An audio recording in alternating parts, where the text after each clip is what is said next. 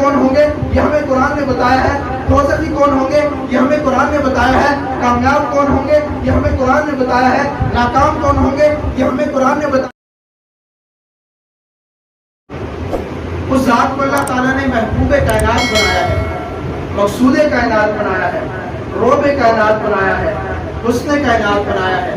جمال کائنات بنایا ہے، دبدبہ کائنات بنایا ہے، راحت العاشقین بنایا ہے، امام الانبیاء بنایا ہے۔ اسی طرح کے چلتے چلے جائیں، ساقی کوثر بنایا ہے، شافی محشر بنایا ہے، اور جو فرشتہ اس کتاب کو لے کر آیا وہ کوئی عام فرشتہ نہیں ہے، اس کو اللہ تعالیٰ نے تمام فرشتوں کا سردار بنایا ہے، اور جس زبان کے اندر یہ کتاب نازل ہوئی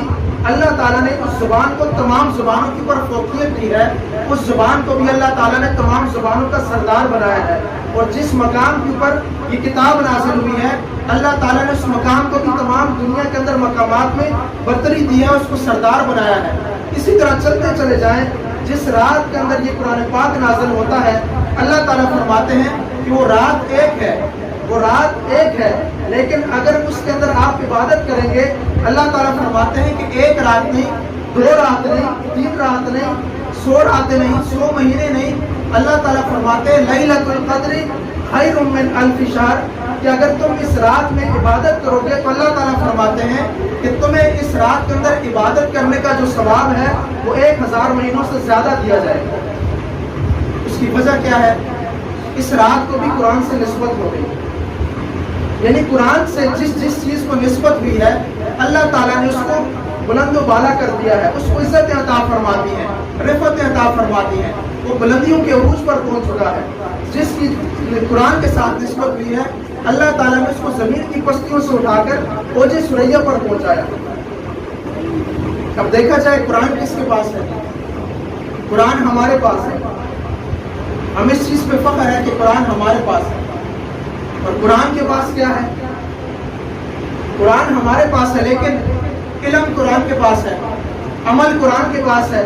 حکمت قرآن کے پاس ہے، تدبر قرآن کے پاس ہے، پہلوں کی باتیں قرآن کے پاس ہیں، بعد والے تمام باتیں قرآن کے پاس ہیں۔ آدم علیہ السلام سے لے کر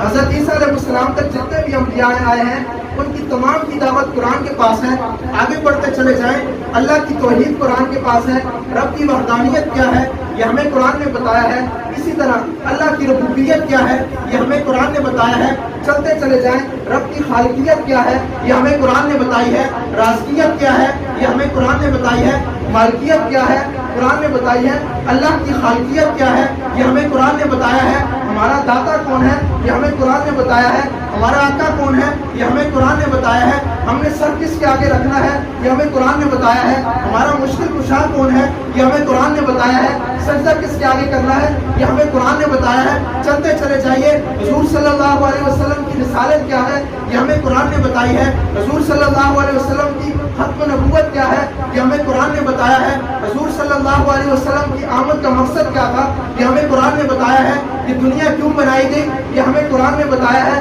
یہ فنا کب ہوگی یہ قرآن نے بتایا ہے، مسلمان اس دنیا کے اندر کیسے کامیاب ہوگا یہ ہمیں قرآن نے بتایا ہے، انسان کیسے پیدا ہوا یہ قرآن نے بتایا ہے، انسان کی پیدائش کا مقصد کیا ہے یہ ہمیں قرآن نے بتایا ہے، جنتی کون ہوں گے یہ ہمیں قرآن نے بتایا ہے، دوزخی کون ہوں گے یہ ہمیں قرآن نے بتایا ہے، کامیاب کون ہوں گے یہ ہمیں قرآن نے بتایا ہے، ناکام کون ہوں گے یہ ہمیں قرآن نے بتایا ہے۔ الغرض جب سے دنیا بنی ہے اس دن سے لے کر اختتام آخری دن تک تمام باتیں ہمیں قرآن پاک نے بتائی ہیں، قیامت کیسے برپا ہوگی یہ ہمیں قرآن نے بتایا ہے، محشر کا میدان کیسے لگے گا یہ ہمیں قرآن نے بتایا ہے۔ اسی لیے میں کہتا ہوں ہمیں فخر ہے کہ قرآن ہمارے پاس ہے، یہ ایسی کتاب ہے جس کی کوئی مثال نہیں، جس کی کوئی مثل نہیں، جس طرح حضور صلی اللہ علیہ وسلم اپنی عظمت میں یکتا ہیں، جس طرح حضور صلی اللہ علیہ وسلم آخری رسول ہیں، اسی طرح قرآن پاک بھی اپنی عظمت میں یکتا ہے اور اللہ تعالیٰ کی آخری کتاب ہے۔ جس طرح حضور صلی اللہ علیہ وسلم کی آمد کے بعد کسی نبی نے نہیں آنا،